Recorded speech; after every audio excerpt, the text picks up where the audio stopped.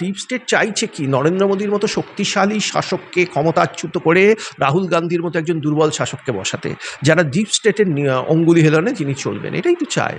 এতে ভারতবর্ষের বুকে ডিপ স্টেট তাদের রাজত্ব প্রতিষ্ঠা করতে পারে, ঠিক যেমন একদিন ইস্ট ইন্ডিয়া কোম্পানি করেছিল। ইস্ট ইন্ডিয়া কোম্পানি তো তাই চেয়েছিল, দুর্বল শাসক থাকলে তারা রাজত্ব চালাতে পারবে। ডিপ স্টেটও সেটাই চাইছে। সুতরাং অতীতের ভুল থেকে আমাদের শিক্ষা নিতে হবে, আমাদের ঐক্যবদ্ধ থাকতে হবে। ব্রিটিশরা ভারতের অনৈক্যের কারণে দেশ দখল করেছিল, একইভাবে মুঘল পাঠানরাও এদেশের মানুষের অনৈক্যের কারণে দেশ দখল করতে পেরেছিল। আমাদের ঐক্যবদ্ধ থাকতে হবে ভারতবর্ষের মানুষকে এই দেশ বিরোধী চক্রান্তের বিরুদ্ধে, ডিপ স্টেটের।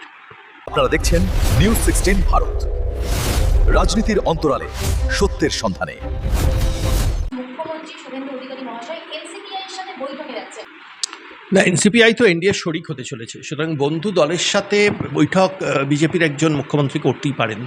আর পশ্চিমবঙ্গ থেকে এনসিপিআইয়ের সমস্ত সাংসদ সেই কারণে সম্ভবত যাতে এলাকার উন্নয়নে তারা একসাথে কাজ করতে পারেন, এনসিপিআইয়ের সাংসদরা এবং বিজেপির বিধায়করা, সেই জন্যই সম্ভবত বৈঠকটা করছেন। কিন্তু স্যার হচ্ছে সায়নী ঘোষ, শতাব্দী, তারপরে কাকলি ঘোষ, দস্তিদার, মানে এরা কি এখন একজন এদের ভবিষ্যৎ কি হতে চলেছে? এদের ভবিষ্যৎ এদের ঠিক করতে হবে, কিন্তু এরা সিদ্ধান্ত নিয়েছে এনডিএতে সমর্থন করবে তার এলাকার উন্নয়নের জন্য, কেন্দ্রের উন্নয়নের জন্য, রাজ্যের উন্নয়নের জন্য।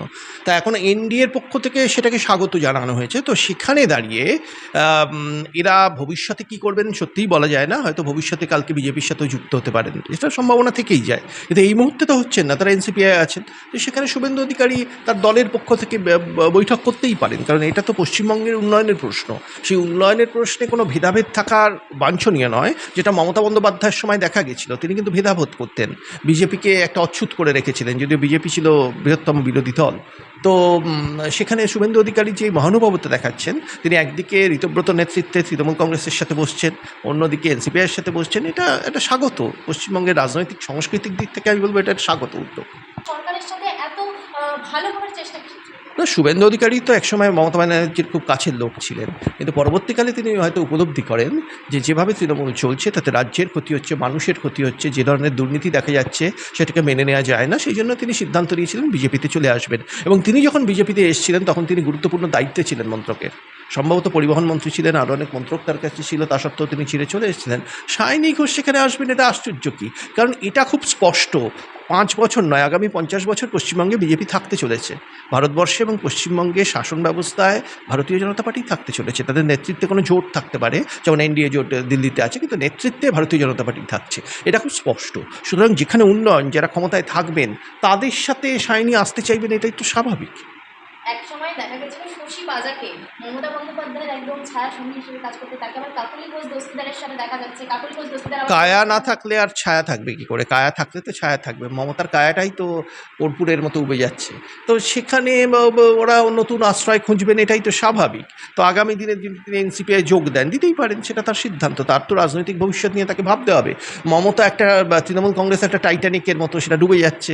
টাইটানিক যখন ডুবে গেছিলো, যাত্রীরা কী করছিল? একে একে তারা সব নৌকোয় করে পালিয়ে গেছিলো। তারা তো কেউ বলেনি আমরা টাইটানিকে পয়সা দিয়ে উঠেছি, সুতরাং যতক্ষণ না আমরা আমেরিকায় পৌঁছচ্ছি সেই টাইটানিকে আমি থেকে যাবো, মৃত্যু টাইটানিকের সাথে আমি সহমরণে যাবো, এ তো বলেনি তারা। সুতরাং এরাও বলবেন না, এটাই স্বাভাবিক, যে কবে তৃণমূল ক্ষমতায় ফিরবে, কবে তৃণমূল দিল্লিতে ক্ষমতায় আসবে, তার জন্য আমি অপেক্ষা করে বসে থাকবো, সেটা হয় না বাস্তবে। তো তারা স্বাভাবিক কারণে বেরিয়ে যাচ্ছে। একটা জিনিস খুব স্পষ্ট, তৃণমূল কংগ্রেসের কোনো ভবিষ্যৎ নেই, ভূতেরও ভবিষ্যৎ আছে, তৃণমূলের কোনো ভবিষ্যৎ নেই। শেখ বন্দ্যোপাধ্যায় বললেন সুপ্রিম কোর্টে তো সেই মামলা খারিজ করে দিল। না, অভিষেক পালাতে চাইছেন, কারণ অভিষেক বুঝতে পারছেন তার জেল যাত্রা সময়ের অপেক্ষা। তো সেখানে তাকে ভারত থেকে পালাতে হবে। চার্লস সোভরাজ যেভাবে পালিয়েছিলেন এক সময়, পরবর্তীকালে বন্দী হন, এক সময় যেভাবে বিজয় মালিয়া পালিয়েছিলেন, অভিষেকও পালাতে চাইবেন। কিন্তু স্বাভাবিক, অপরাধীরা ভারতবর্ষ ছেড়ে এখন পালাতে চাইছে। সমস্যাটা না, দুটো সমস্যা উনি জানেন। মমতা বন্দ্যোপাধ্যায় তো স্বাস্থ্যমন্ত্রী ছিলেন, স্বাস্থ্যের কী অবস্থা উনি ভালো করে জানেন, তিনি ভরসা পাচ্ছেন না, সেই জন্যই তো সেবাশ্রয়ের মতো একটা ক্যাম্প করেছিলেন। 1 নম্বর, রাজ্যের স্বাস্থ্য ব্যবস্থা যা তৃণমূল আমলের 15 বছরে একবারে তলানিতে এসে ঠেকেছে, সেটা যে হঠাৎ করে পরিবর্তন হয়ে যেতে পারে না, সেটা অভিষেক জানেন, সেই জন্য ভরসা নেই। আর দ্বিতীয়ত, উনি তো চোখ দেখাতে যাচ্ছেন কি অন্য কাজ করতে যাচ্ছেন সেটা তো উনিই জানেন, কারণ দুবাইতে খুব চোখের ভালো চিকিৎসা হয়তো জানা যায় না। আর ক্যারিবিয়ান একটা দ্বীপপুঞ্জে উনি টাকা ট্রান্সফার করছেন বলে শোনা যাচ্ছে। এখন ক্যারিবিয়ান দ্বীপপুঞ্জে কেন টাকা ট্রান্সফার করছেন, এটাও প্রশ্ন। তিনি কি মাইগ্রেট করতে চাইছেন এই ধরনের একটি দ্বীপে, উত্তর আমেরিকার? এটাও প্রশ্ন এসে যাচ্ছে। যুবক গ্রেফতার হলো, সেকেন্ড ইয়ারের বিকমের ছাত্র। না এ তো তৃণমূল হেরে গেছে, কিন্তু তারা যে জঙ্গিদের চাষ করেছে 15 বছর ধরে পশ্চিমবঙ্গে, জঙ্গিরা তো থেকে গেছে এবং তারা সবাই তৃণমূলের রূপ ধরে আমাদের সামনে নেই। সুতরাং আমাদের খুব সতর্ক থাকতে হবে। এই জঙ্গিরা টাকা ছড়াচ্ছে, এই টাকার প্রলোভনে পড়ে অনেক যুব সমাজের মানুষও জঙ্গিদের সঙ্গ দিতে পারে হয়তো। তো সেটা সম্ভব। যেভাবে ককরোচ আন্দোলন আমরা দেখলাম, তার মধ্যেও জঙ্গিদের একটা ঢোকার প্রবণতা ছিল এবং কলকাতাতেও দেখলাম যে ককরোচদের আন্দোলনের মধ্যে, মানে সিপিএমের আন্দোলন ছিল সেটা মূলত, তার মধ্যেও কীভাবে সন্ত্রাসবাদীরা ঢুকে সাংবাদিকদের মারধর করলো। তো এরা একটা ভিড়ের খোঁজ করে এবং সাধারণ মানুষকে টাকা পয়সা দিয়ে তাদের দিকে আকর্ষণ করার চেষ্টা করে। এটা তো ভারতবর্ষের বিরুদ্ধে লড়াই চালাচ্ছে। লড়াইয়ের মাধ্যম এখন এতদিন ছিল তৃণমূল কংগ্রেস, এবার হয়তো ককরোচ জনতা পার্টি বা অন্য কোনো দল। তো সেটা আমাদের সতর্ক থাকতে হবে। আমি শুধু বলবো, লড়াই বিজেপি আর এসএসের বিরুদ্ধে সবসময়ই হতে পারে গণতন্ত্রে, বিরোধীদের উদ্দেশ্যে বলছি, কিন্তু যদি তারা ভারতবর্ষের বিরুদ্ধে লড়াই করার চেষ্টা করেন তাহলে কিন্তু তাদের চরম পরিণতির সম্মুখীন হতে হবে। এমনকি জানা যাচ্ছে প্রতিমন্ত্রী উমেশ রায় এবং তার ছেলেই নাকি টার্গেট ছিল। না হতেই পারে, কারণ টার্গেট তো নরেন্দ্র মোদী, সবচেয়ে বড় টার্গেট নরেন্দ্র মোদী, সবচেয়ে বড় টার্গেট শুভেন্দু অধিকারী। তো উমেশ রায় তার যে টার্গেট হবেন এটাই সে স্বাভাবিক। টার্গেট ভারতবর্ষের সাধারণ মানুষ, টার্গেট ভারতবর্ষকে ভেঙে তারা একেবারে খণ্ড খণ্ড করতে চান, টুকরে টুকরে গ্যাংয়েরা।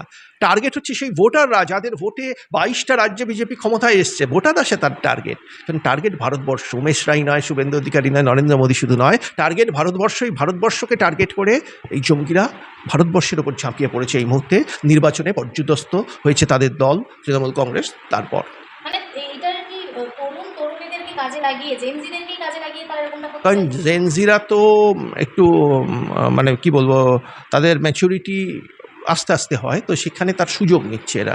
টাকার প্রলোভনটাকে কাজে লাগিয়ে জেনজিদের আকর্ষণ করার চেষ্টা করছে, কিন্তু এটা সফল হবে না। কারণ জেনজি যাদের বলা হচ্ছে আর ভারতবর্ষের যুবক যুবতী, এদের মধ্যে একটা তফাৎ আছে। জেনজিরা হচ্ছে মূলত উচ্চবিত্তের মানুষ, তাদের আমরা দিল্লিতে দেখলাম সম্ভ্রান্ত ঘরের ছেলেমেয়েরা, যারা জেনজি বলার স্পর্ধা দেখান নিজেদের। কিন্তু যারা সাধারণ যুবক যুবতী, যারা দিনরাত লড়াই করছে সার্ভাইভালের জন্য ভারতবর্ষের আনাচে কানাচে, তারাই জেনজিদের প্রলোভনে পা দেবেন না। তাদের অত্যাধুনিক এই যে জীবনযাত্রা, সেই জীবনযাত্রাতেও পা দেবেন না। এই জেনজিরা এত বেশি পশ্চিমী জীবনযাত্রার দ্বারা আকর্ষিত, তারা দেশের যে মাটি সেটাকেই ভুলে গেছে, তারা দেশের সংস্কৃতিটাকে ভুলে গেছে। জেনজি আন্দোলনের দিকে তাকালেই সেটা স্পষ্ট হয়ে যায়। আপাতত সরকার পিছিয়ে এসছে শান্তির স্বার্থে, যুব সমাজের কথা মাথায় রেখে একটা সুযোগ দিয়েছে। যুব সমাজ কিন্তু ভবিষ্যতে যদি এই ধরনের আন্দোলন করার চেষ্টা করে, আমার মনে হয় সরকার চরম পদক্ষেপ নিতে পারে।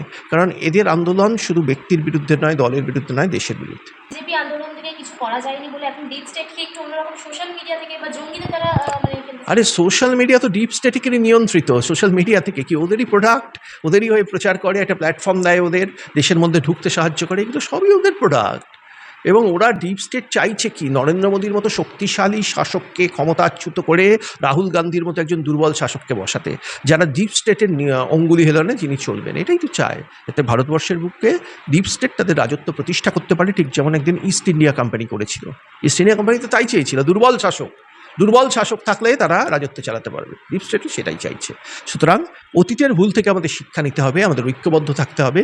ব্রিটিশরা ভারতের অনৈক্যের কারণে দেশ দখল করেছিল, একইভাবে মুঘল পাঠানরাও এদেশের মানুষের অনৈক্যের কারণে দেশ দখল করতে পেরেছিল।